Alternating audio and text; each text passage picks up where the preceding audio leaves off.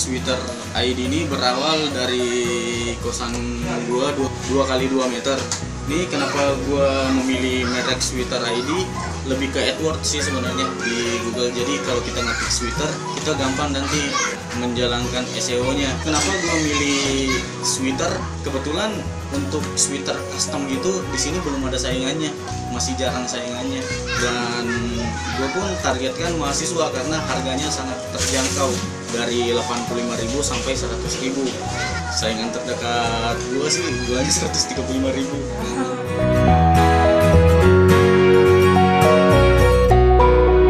Terus ini kemarin kan ini di awal pertama saya jualan, ini saya memilih sistem pre-order karena pertama saya nggak terlalu mempunyai banyak modal. Nah, saya cuma menyetok 24 sweater itu buat saya bikin dulu, terus saya foto untuk dipromosikan. Nah, setelah itu karena saya nggak punya banyak modal, saya menggunakan sistem pre-order.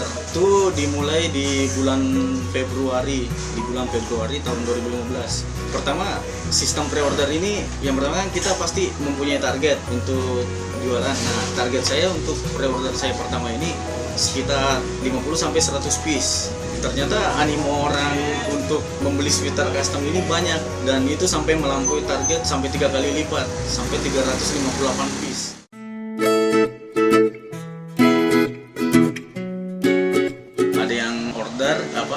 Yang order dan terus produksi. Jadi setiap pekerjaan harus udah ada ininya masing-masing, divisinya masing-masing. Ini kesalahan gue juga yang produksi, gue juga yang desain, gue juga yang jualin. Seharusnya beda yang desain, beda yang jualan, biar beda yang produksi, biar bisa di-manage dengan baik sama divisinya masing-masing. Nah, akhirnya ini nggak bisa keburu dalam 1 bulan. Ya, gue nambah karyawan 1.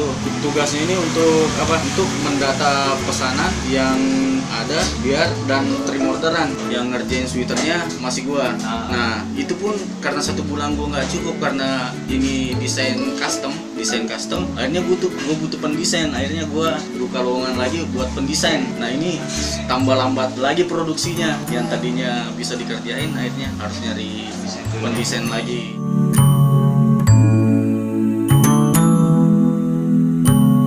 Sekarang kita udah ready stock, tapi sekali-sekali kita masih mengadakan pre-order untuk yang konsumen yang ibaratnya kayak ngeluarin diskon gitu. Jadi biasanya kalau kita mengeluarkan diskon, kita ke pre-order. Jadi itu biasa kita lakuin 2 bulan sekali. 2 bulan sekali pre-order. Nah, selebihnya ready stock. Ini kan kita ada offline itu langsung beli di toko. Yang offline itu kita langsung buat di tempat kalau dia mau pesan. Jadi contohnya mbaknya datang, kita langsung bikinin. Ya, untuk offline pertama untuk melihat katalognya dia bisa langsung dilihat di Instagram atau enggak referensinya di website. Nah, untuk pemesanannya lewat line ad. Nah, itu dengan mengirimkan data, nama, alamat, pesanan itu contohnya gambar atau tulisan yang diinginkan, warna fontnya harus lengkap-lengkapnya biar yang ngerjain juga nggak bingung. Pemesanannya kenapa lewat line ad? Kita memilih line ad karena lebih gampang di manage, lebih gampang di broadcast, manage, terus banyak toolnya yang kalau udah premium lebih banyak toolnya yang memudahkan kita untuk menjual. Nah, website kita tidak untuk memesan karena kan custom, jadi kita butuh cuap-cuap, chat-chatan manis dulu. Jasa pengirimannya ada yang namanya cash on delivery, bisa COD, terus yang di luar kota kita pakai JNE dan ekspedisi-ekspedisi yang memungkinkan sampai di sana.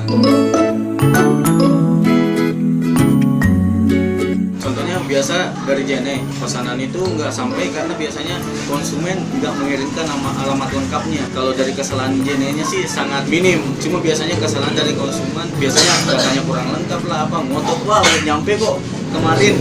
Iya, nah itu biasanya nggak sampai. Biasanya kalau nggak sampai kita mengganti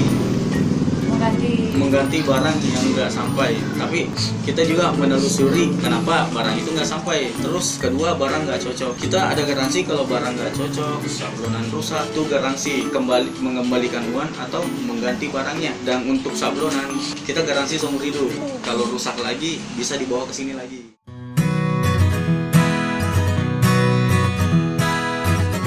Kita pertama membuat website jadi untuk referensi desain apabila konsumen bingung dengan desain. Selebihnya lebih banyak ke desain mereka sendiri. Kita ada tag di belakang, kecuali bukan reseller. Kalau reseller dia bisa memasang tagnya sendiri.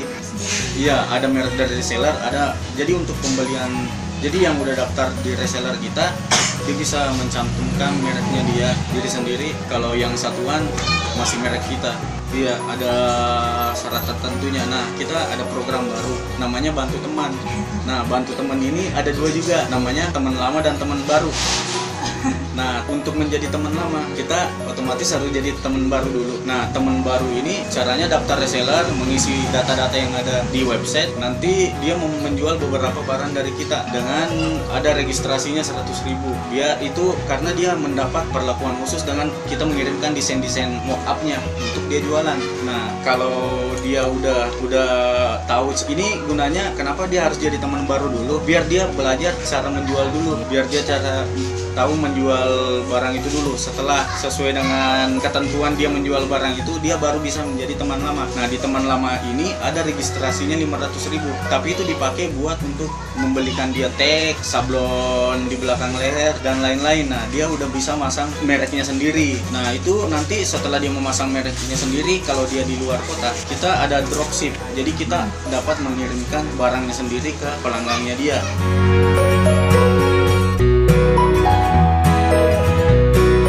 Ada namanya aplikasi Mokapos. Jadi itu aplikasi ada di Android dan sama di iOS. Tapi lebih bagus tampilannya di iOS sih.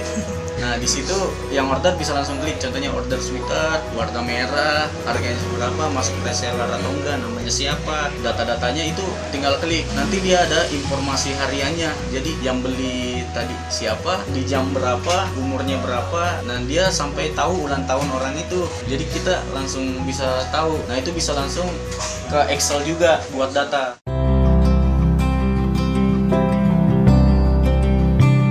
Jadi kita untuk nyari karyawan, kita melakukan membuka lowongan pekerjaan. Nah, itu kita nyari lebih ke mahasiswa karena ini kita kan tadi emang visinya untuk memajukan anak-anak muda lebih ke produktif. Jadi kita lebih mencari ke mahasiswa dengan jurusan yang sejurusan dengan pekerjaannya dia. Dan masalah waktu dia kerja mengikuti kuliahnya dia di kampus. Nah, kita melakukan wawancara juga dengan yang mau kerja. Ada pasti dia ngurumi, contohnya desain, dia harus mengirimkan portofolionya di CV pas dia lowongan pekerjaan. Berarti ada contoh-contohnya dulu. Iya. Dia sudah buat apa gitu.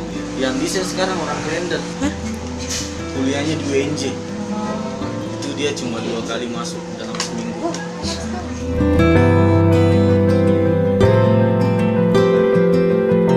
Nah, kan ini online, jadi gampang diatur.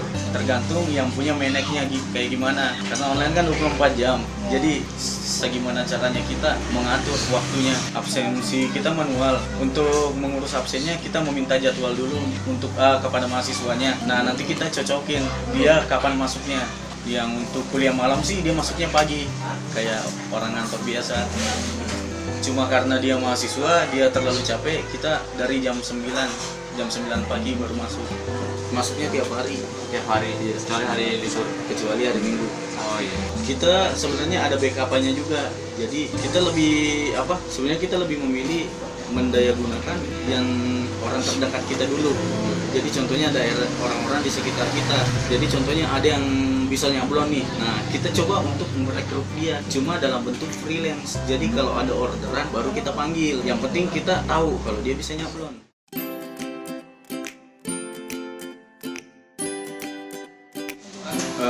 Kebetulan sama cewek gue sendiri yang ngurusin akuntansinya. Di rekap produk kerja setiap hari pasti dicatat apa warnanya, ukurannya. Jadi untuk analisa nanti setiap bulan bulan ini yang lebih laku apa, size apa, kalian bisa berapa. Paling aku selesai ini rekap hariannya di sini, tambahan belanja kita, terus piutangnya orang gitu aja sih. Tapi berarti nanti yang bulannya itu ada buat laporan-laporan gitu? ada rekapan-rekapannya doang, tapi kan di sini setiap harinya. Nanti per bulan Rekap aja. Oh, berarti nggak ada yang lebih formal. laporan apa gitu? enggak. Tapi ini apa namanya tadi kan berarti kan ada pencatatan tentang warna-warna. Berarti itu nanti tiap bulannya juga ada analisa sendiri tentang Iya. tentang itu. Iya, soalnya kan kita nyetok nih, jadi Iya. biar nggak terlalu meleset, jadi kita analisa dari sini. Oh, Tahu untung ruginya gimana Mbak? Paling kan kita tahu ya apa sih kita catat misalnya. Ada pencatatan sendirinya nggak? Ada. Oh ini ya. Jadi kan setiap sweater juga pasti beda-beda harganya tergantung desainnya. iya. Jadi paling kayak misalnya kayak gini, ini aku ituin sih 50.000, terus kan kita jualnya 100.000, jadi kalau kita 50.000. Terus kadang kalau misalnya yang di depan belakang itu atau enggak kita kalau jual ke reseller kan kita dapat untungnya lebih kecil. Iya. Beda lagi nanti, tapi di sini ditulisin ini reseller atau customer biasa. Berarti yang menentukan harga apa namanya bahan-bahan harga produksinya itu mbaknya sendiri juga. Nanti paling tanya-tanya sama dia ini kena berapa gitu. Ya. Sebenarnya nggak beda jauh, kita hargain semua 100.000, cuma Ya. paling beda-beda sedikit kayak tulisan itu kan beda, lebih banyak pakai Ya. bahan bakunya gambar Ya. kan, cuma di sama Iya. semua. Oh, disamain. Itu subsidi silang aja sih kayaknya. Ya.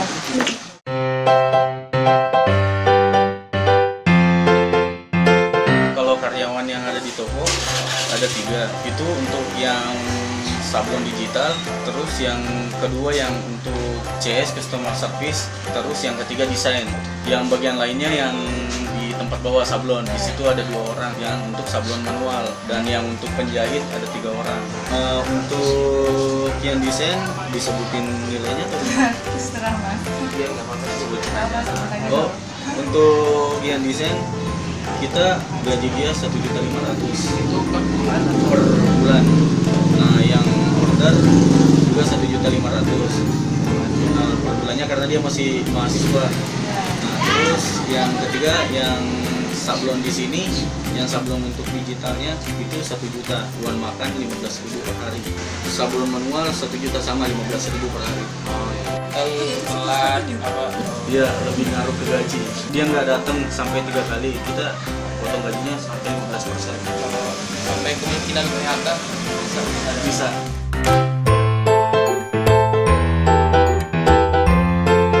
Menurut gua di saat kita memulai bisnis, kita harus sudah menyiapkan gimana caranya nanti kalau kelebihan orderan ataupun kekurangan orderan. Nah, di sini permasalahannya kelebihan orderan. Di bisnis itu ada 2 permasalahan, kelebihan orderan dan kekurangan orderan. Nah, sehingga saya harus mencari orang untuk membantu saya dan membuka lowongan pekerjaan. Pertama saya ngambil untuk bagian order dulu. Terus yang kedua bagian desain.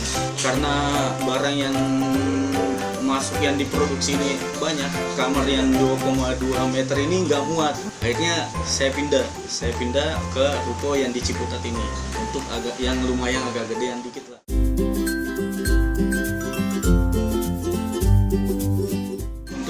Karena ada tambahan orang, jadi permasalahannya kan tadi 2. Kalau kita lengkap dari per divisi tadi, kalau kita kekurangan orderan, kita tinggal mencari karena kita udah ada beberapa divisi. Nah, kalau kelebihan orderan kita udah mengatasinya dengan menambah orang yang tadi. Kalau misalnya kita nunggu orang pesan terus kita buatin, kita kan usahain cepat jadi ready stock gitu.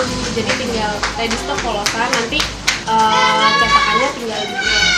Jadi ini di sini polosan semua. Iya. Nanti orang pasti tinggal dicetak.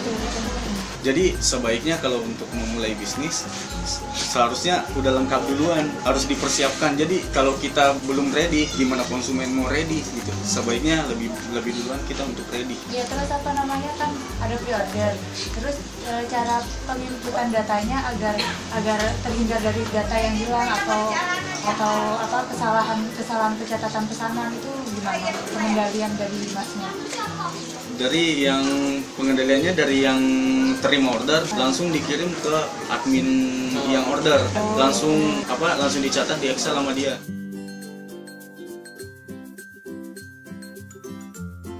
Ini program ini kita jalankan tujuannya jadi tadinya buat mahasiswa atau pengangguran yang mau usaha, kita bisa bantu biar dia bisa produksi dia udah bisa satu gitu dan bisa dijalankan sama satu orang aja. Keuntungan masnya untuk memproduksi itu terus pakai merek orang lain itu apa?